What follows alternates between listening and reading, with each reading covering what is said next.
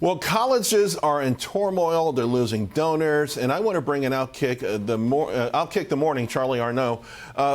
Charlie, thanks for joining the show. So, one of the byproducts of this war, and it's been brewing for a long time, let's face it, yes, is what's happening on these college campuses, because it looks like they have finally crossed the line, because you've got massive mega donors, billionaires saying, okay, we're not writing any more checks. What do you make of that? Well, it's interesting that it's happening right now because we've seen these grievance narratives happening on college campuses for a long time.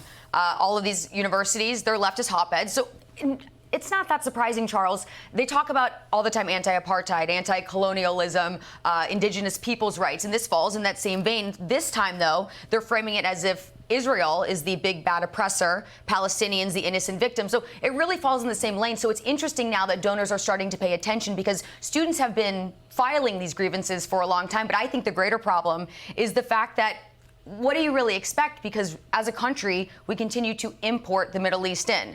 So as a result, we are importing the politics of the Middle East in. So with that being said, there comes a lot of problems with that. And you have people like Nikki Haley, Republican presidential candidate, who's insistent on importing even more of these problems into this country. And it's really just sad because it really shows you that the needs of those who are living here are less than the needs of communities around the world. And that's the part there. Before, though, they were always united. Like, all the kids on campus are pushing back on apartheid. All the kids on campus are pushing back against large corporations. All the kids on campus are pushing back against climate change.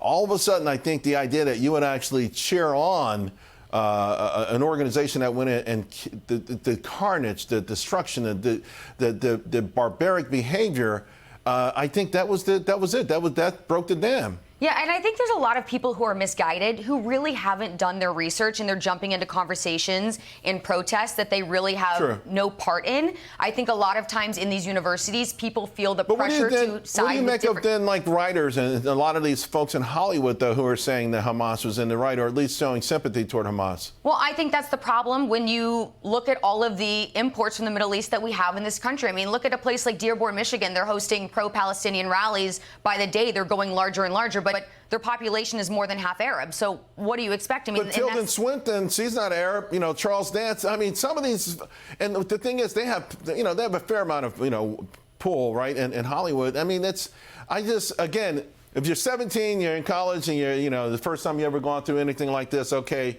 you've learned a hard lesson in life. But if you're 50, you've been around the world, you understand what's going on.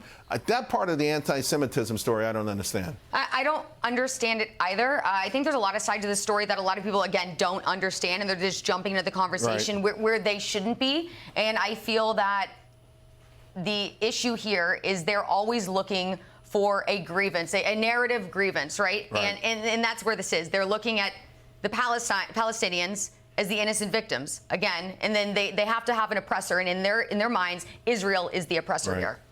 All right, Charlie, great having you on.